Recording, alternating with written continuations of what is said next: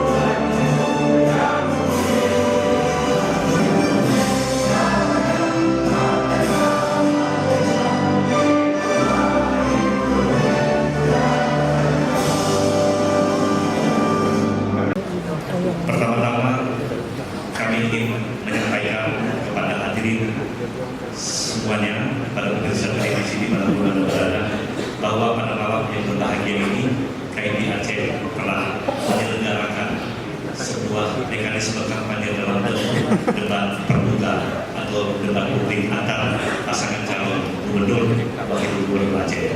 Kami berharap bahwa debat pasangan calon ini tidaklah semata-mata untuk mempresentasikan program, visi dan misinya, tetapi lebih daripada itu kita juga akan memohon untuk menitik beratkan debat terbuka ini agar political education di tengah masyarakat Aceh ini bisa juga tersampaikan.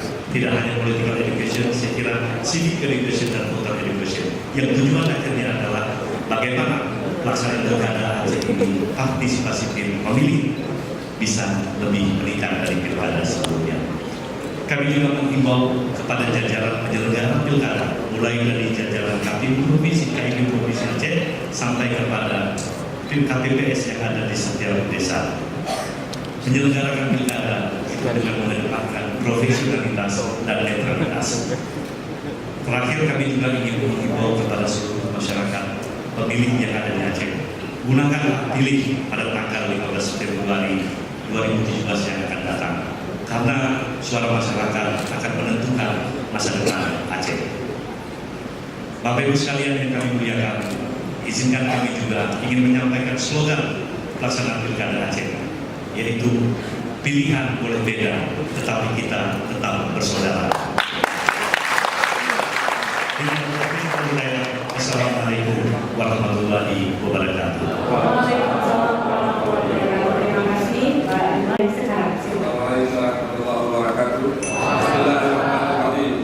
Visi kami di Pilkada Aceh, pemimpin amanah jembatan kemakmuran rakyat. Sekali lagi kami ingatkan hadirin untuk tidak memberikan tepuk tangan di saat ada yang berbicara. maritim dan jasa. Jika kami bagi wilayah pembangunan yang menjadi 3 zona, pada zona belakang dalam produksi wilayah selatan sampai ke tenggara dengan produksi unggulannya, kemudian ada daerah tengah, jasa dan industri kecil, industri rumah tangga, industri kerajinan, dan daerah maritim yaitu pantai untuk mesejahterakan nelayan kita. Kemudian ada infrastruktur ekonomi secara menyeluruh untuk menjamin bagaimana ketersediaan untuk aspek-aspek infrastruktur dasar, lampu, air listrik, listrik dan air minum dan secara menyeluruh. Bersenjata. Dengan 5 misi misi pertama adalah membangun masyarakat yang berkualitas dan berdaya saing melalui pendidikan yang unggul dan terjangkau serta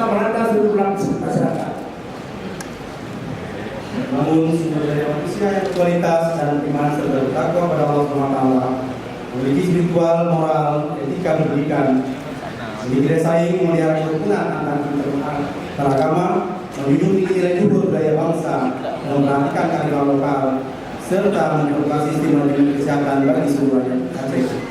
Bahwa kami telah merekam bahwa Aceh hari ini ibarat satu keluarga yang sedang sakit parah.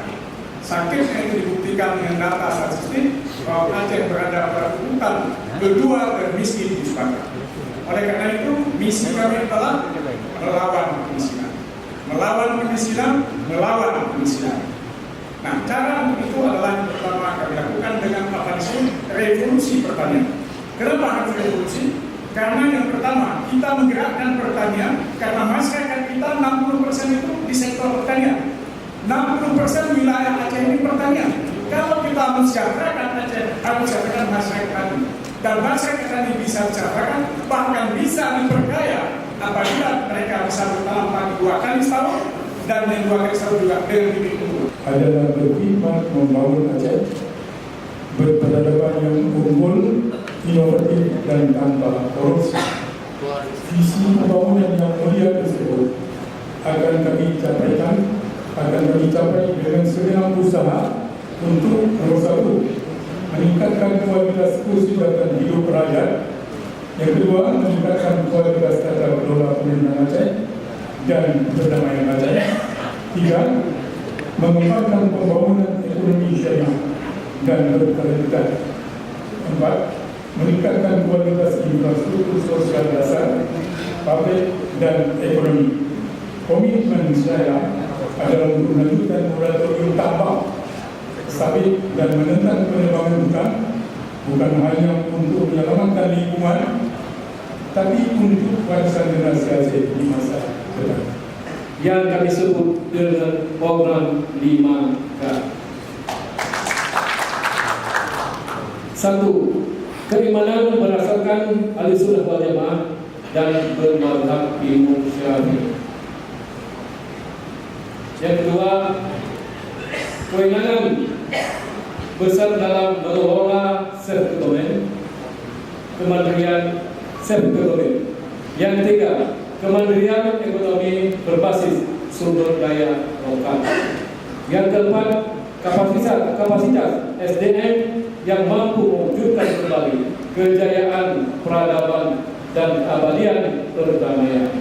Yang kelima, kelola pemerintahan yang bersih dan melayani kepentingan rakyat. Terkait dengan tata kelola pemerintahan, kita akan melakukan reformasi birokrasi dan revitalisasi fungsi perencanaan daerah. Nanti kami akan mengenalkan apa yang kita sebut sebagai base of field.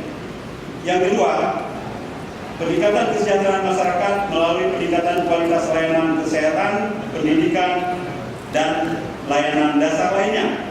Yang ketiga, untuk memacu pertumbuhan ekonomi, mulai dengan pembangunan sumber daya manusia yang memiliki daya saing, penyediaan infrastruktur strategis, dan memberi akses ke pusat-pusat pertumbuhan ekonomi, membangun dan melindungi sentra-sentra produksi, industri jasa kreatif yang tidak hanya berdampak pada perluasan lapangan kerja, namun juga memberi stimulan terhadap tumbuhnya entrepreneur baru melalui perluasan akses permodalan.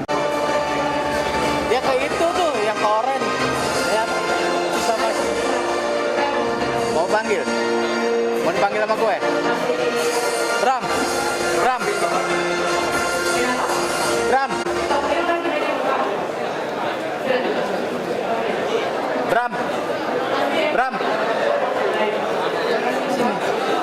Sini. Dari sistem sini headline-nya. Katanya dari sini. Bentar dulu. Gimana Pak? Atau juga bisa menghasut dan sebagainya. Tapi saya rasa tadi itu sudah cukup baik ya. Ada pelajaran yang berharga, ada political education di sana. Ya.